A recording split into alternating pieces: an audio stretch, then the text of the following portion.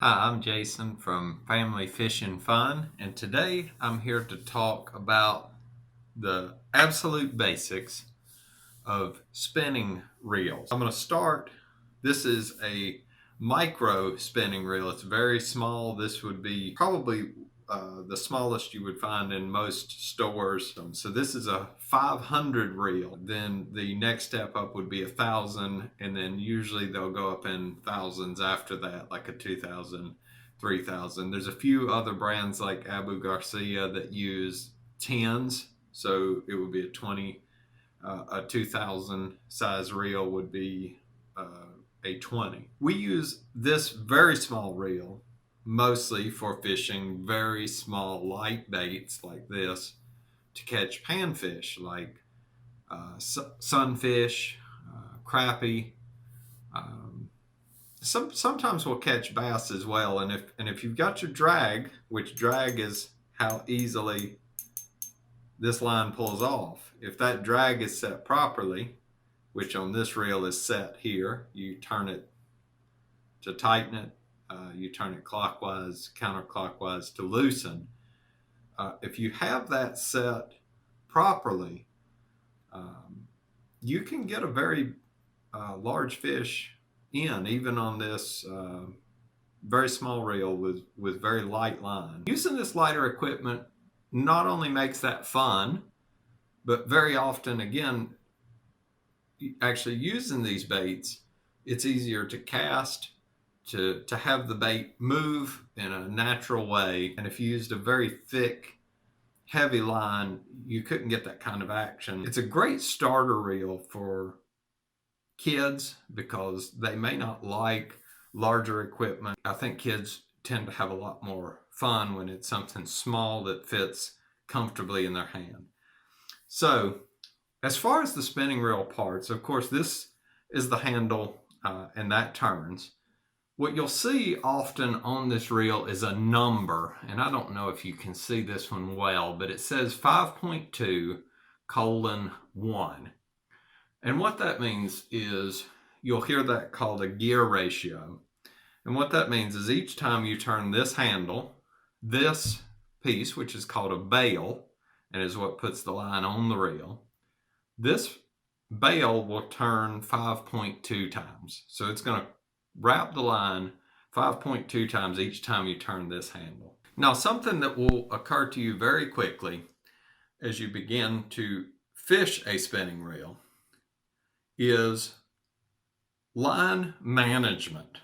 So some of the problems that people have with fishing with spinning reels is the line coiling off.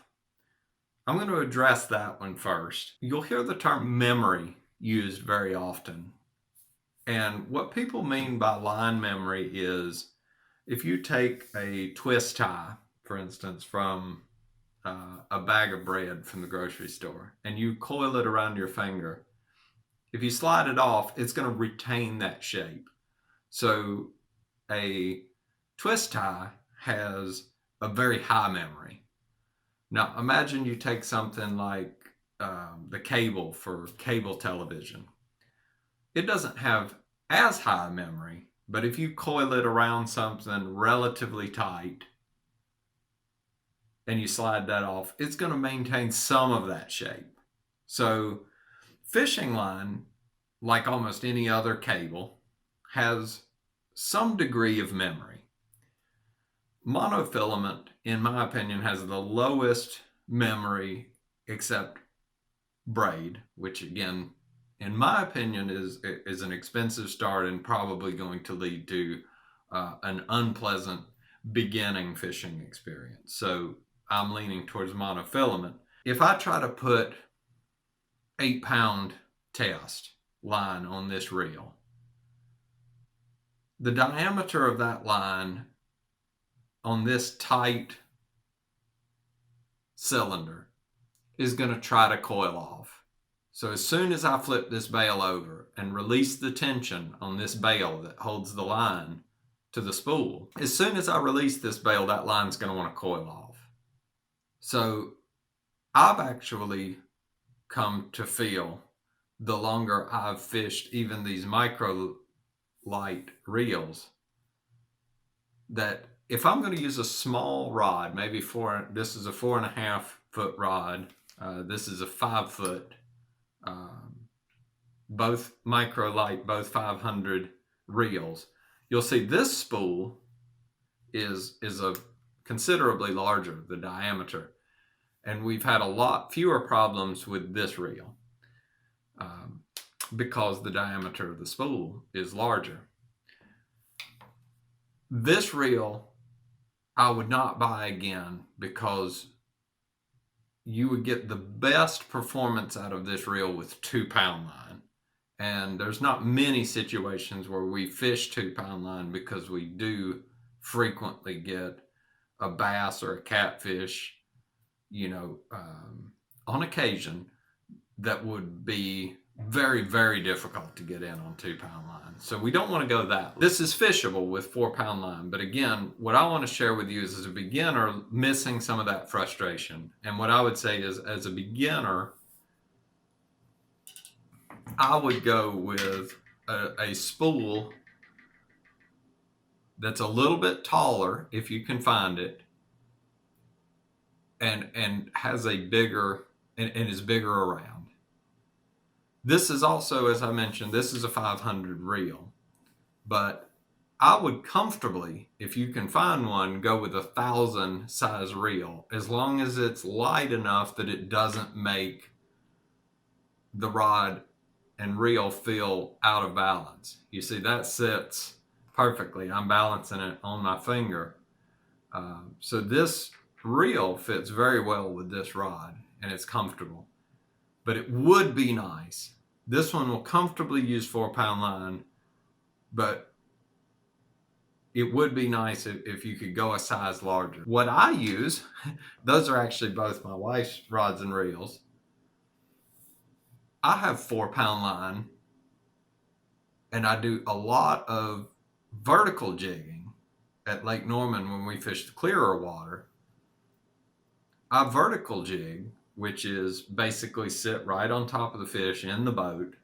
You know the fish are below you, and you just drop the bait and fish completely vertically. This is a 2,500 reel with a 7-foot rod. But the key here is that this is a light action 7-foot rod.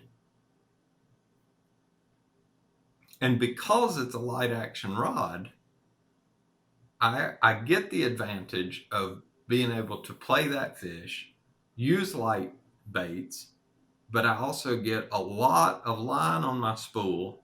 I get very few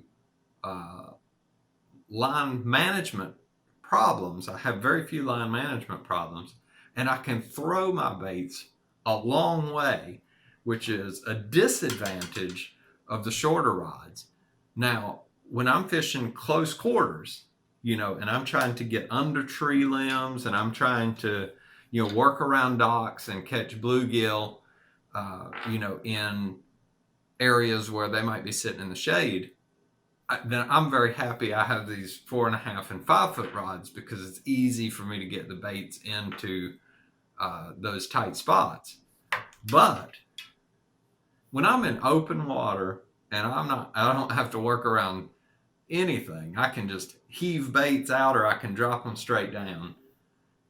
The more I fish with it, the happier I am with having an oversized reel with what people might consider undersized line, because it's almost completely trouble-free. So very quickly, just some of the other features that you may want to know as a beginner. Rods and reels are almost always separatable, and you can often buy them individually, so you can buy the features that you want. Usually they detach from the rod by turning off this rod seat, and you can take the rod off, or the reel off the rod, like that. Another feature that's common on most spinning reels is it doesn't matter if you're left or right-handed. in most cases, because there's a screw here which can be taken out, and you can move the handle to the other side and move the screw over here. Another feature that a lot of spinning reels have, and this is one that a lot of people don't realize it's set not improperly, but the way they don't want it out of the box, is the anti-reverse. What that means is when I'm reeling and I try to reel the wrong way, it stops. Well, there's a switch on it's right here on this particular reel where I can undo that, and now I can back reel. For a beginner, be aware that if your reel is winding backwards and you don't want it to, look for that switch, and that's going to save you a lot of trouble. The last thing I'll say is a lot of reels won't come with line on them. If you're starting out, look up on YouTube, and I'll make another video going through this process. Start with an arbor knot to put your line on the reel. One of the reasons to use that is it makes a very small knot.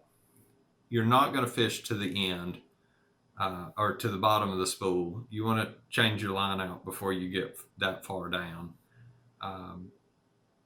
It's very easy to tie, and it's a good quick way to get started. And again, my issue is when you use a very small reel like this, having a knot that's large can make the line catch even several layers up. Meaning if that bump that gets made as the line goes onto the reel, if it catches under the tag of that larger knot, the line's not going to come off smoothly. So to me, having a very small knot that is buried in there that doesn't affect the rest of your line, even 1 or 2 layers up, is important to me. Before you tie your line on, flip this bail over so that it's open. And as you tie, and here's a good example, if you can see that, this is a good example of memory, by the way. This has been out in the garage where it's a little colder, so it's holding the memory a little bit more right now. When it warms up, that's going to let loose some. But tie your knot onto the spool with the bail over, because when you go to reel your line on and you flip it over, then it's ready. I can't tell you the number of times, particularly when I was younger and I was gung-ho to get the fishing line on and get on the water, I can't tell you how many times I didn't thread the line under the bail, or I didn't flip the bail over, and I tied it straight to the spool, went to reel, and, of course the line's not going on there.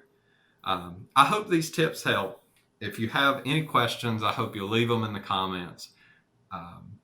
Hopefully, if you're new to fishing, particularly, ask any question. My wife and I, we love fishing. We love the idea of families being involved in fishing. If you're a beginner and you want to know how to take kids fishing, ask any questions. There are no bad questions. And thankfully, my dad took us fishing when we were a kid, and my wife's dad took her fishing. And we know some things because we had that advantage. But it would be great if, maybe your kids are interested in the outdoors. And if you just don't know, ask. If we don't know, we'll try to find the answers. Thanks for watching. We hope you'll subscribe and keep watching. Thanks again.